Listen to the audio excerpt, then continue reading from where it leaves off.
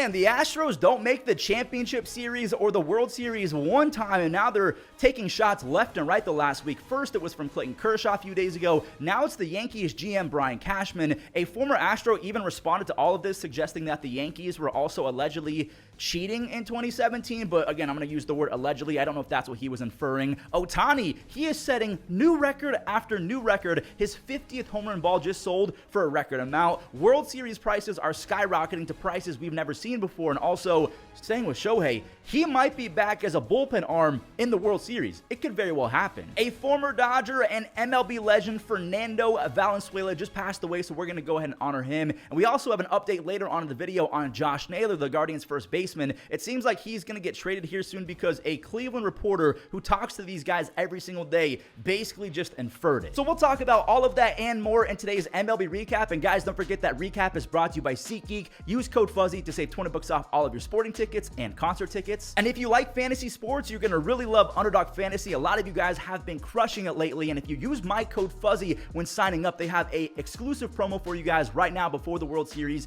Code Fuzzy on Underdog Fantasy not only gets you this Victor Wembanyama pick'em completely for free, but an Aaron Judge pick'em as well. But you have to use code Fuzzy. You also get up to $1,000 in bonus cash. You're welcome. Well, it seems like we are heading for the most expensive World Series ever. I'm talking about nosebleed seats up in the top rafters of the stadium where you're basically overlooking the parking lot. Those are starting at $1,300+. Ticket websites are already reporting that they're on pace for their best World Series ever in regards to total sales. They're so expensive that they're saying they haven't seen a surge in price like this since the Taylor Swift Eras Tour, and you guys know how bananas Swifties go. Not only that, but this World Series is setting up to be so massive that over in Japan, they are quite literally moving the premiere of One Piece, the television show that anime. They're moving the premiere so they can show Ohtani on top of Ohtani. Shout out to Baseball Doesn't Exist for finding this information. And also one more thing, do not forget that teams who make the playoffs share postseason revenue. So cheap teams like the Guardians or the Orioles, they will in fact get a piece of the bigger revenue sharing postseason pot. So don't let them cry cheap in a few months. If they're not spending money on free agents, it's because their owner pocketed all the money. I'm not going to rant about that, but remember, postseason teams share the revenue, and it seems like this is going to be a historic year for postseason revenue. So if you're a Guardians fan and Orioles fan,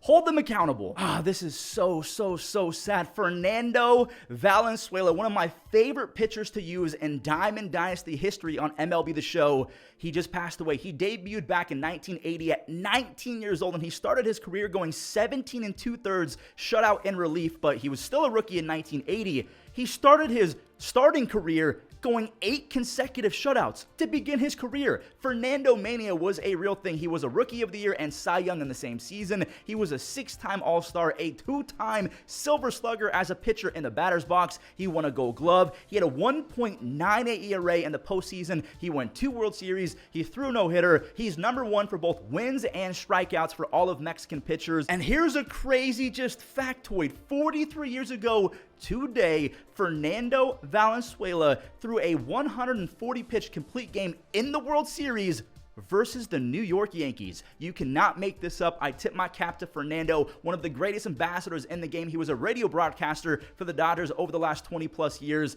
I'm going to miss him a lot, and I hope that his cards don't go away from MLB The Show because they're too much fun to use. That screwball was devastating, and it still is. We're going to talk about Ohtani going to the bullpen in just a second, but because we brought up the Yankees facing off against Fernando back in the day, I want to talk about the Yankees GM Brian Cashman. On the whole, it's been 15 years since the Yankees made the World Series. He don't like that. Give me your thoughts here of finally getting back and winning a pennant after a 15-year, I don't want to say drought, that's not fair, but you understand what I'm saying with the gap. How about winning the pennant? How does that mean to you? It means a lot, and I hate the 15-year thing because it doesn't, it completely forgets and discounts that some other organization cheated us when we were all the way in the end. You know, if you knew what was going on, I don't think they would be advancing at that during that time thing. I think we would have been advancing. So hate that 15-year thing because I don't think it accurately reflects history. There is no gray area around what he just said. He black and white said the Astros cheated the Yankees out of making the World Series back in the day. Josh Reddick, he responded. He put out a tweet asking why the Yankees couldn't score in Houston, but scored a bunch in New York. So again, this is all alleged. I'm not saying that he's snitching on the Yankees, that they were cheating at home as well, but bring on all of the chaos. This has been a lot of fun. First it was Kershaw a few days ago. Now it's Brian Cashman. Josh Reddick, who in my opinion was a big beneficiary of the banging of trash cans. He's getting in the mix as well. This is a lot of fun. I'm sorry. It is. I love this stuff. The next few moments, we're going to break down a lot of Shohei Ohtani updates because if you guys don't remember, he had arm surgery over a year ago, and this was his bullpen over a month ago. He looks pretty solid. Now, again, their bullpen sessions, not full-blown rehab starts, but a reminder, Shohei Ohtani did not have Tommy John. It was a brace surgery for reinforcement. So technically, like on paper, because it's not Tommy John, he should have a quicker recovery time. And the fact that Matthew Boyd essentially came back a year later after Tommy John, what are the odds that we see Shohei Ohtani out the pen? There's no way that Dave Roberts actually discloses if he's going to be out the pen or not later in the series. I'm going to say this right now. I want this. If we can get an Ohtani in game 6 or 7 versus Soto, Judge, and Stanton, I want that. Just one inning, maybe game 6, game 7, use him twice, but don't start him for 5 or 6 innings. That's probably not smart, but an inning or 2, I'll take that as a baseball fan. And also, speaking of baseball fans, Ohtani is about to make a baseball fan very, very rich because it's a record. The most expensive baseball ever sold is Ohtani's 50th home run ball that sent him into the 50-50 club. He created the club and went for $4.4 million. Now, the one thing I will say, the money will be kept in an account until the owner is determined.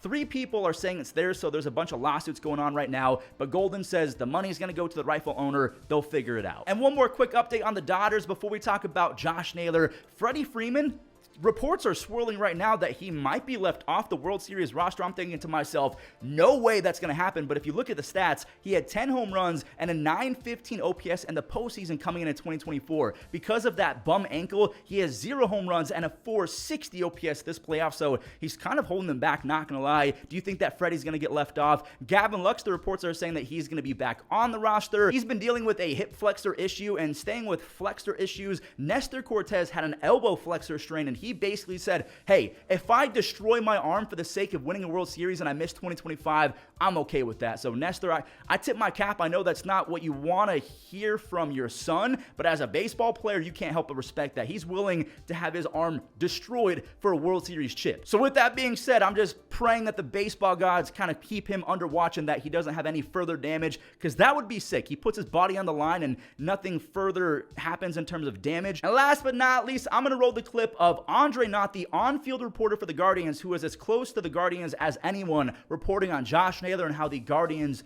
operate and do business. Check this out. Everybody loves Josh, knows. There's always a sign with the Cleveland baseball team. If you go into your year and you haven't offered you anything or made a move, we all kind of know what comes next. It's unfortunate. It's how things work here. I don't know what's going to happen with Josh, but I will say, they haven't signed him. They have got Manzardo, and he's aware. The boys are aware, and these boys aren't stupid. Players, they're really aware of how contracts and things work. That's why I brought up the whole postseason revenue thing. It's just standard practice in Cleveland that if you have a good player who produces, you're just not going to be able to resign them unless they sign for a cheap contract like J-Ram and that contract extension, which they got blessed with that. Josh hit .310 with a .350 on base percentage in 2023. That was kind of an outlier year, but he was still pretty good in 2024 with 30-plus home runs, 100-plus RBIs. Now, his bat speed did kind of dip as the season aged, and some people are simply saying that, hey, that's the normal wear and tear of a baseball season, and others are saying he's got to lose a little bit of weight. Lindor, we know that he was traded back on January 7th of 2021. They got Andres, a defensive god, but the trade happened a year too late, in my opinion. I would have traded him after 2019 when he had 40 doubles, 32 home runs, 22 stolen bases. So all I'm saying is that if they are going to trade Josh Naylor, maybe do it while he's coming off a good season. Let Manzardo get a full year. So do you trade Josh now? Do you wait until the deadline and pray that he has a great first half? Same with Lane Thomas. Do you extend Lane Thomas, or do you ship him at the deadline or in the next few months? Let me know.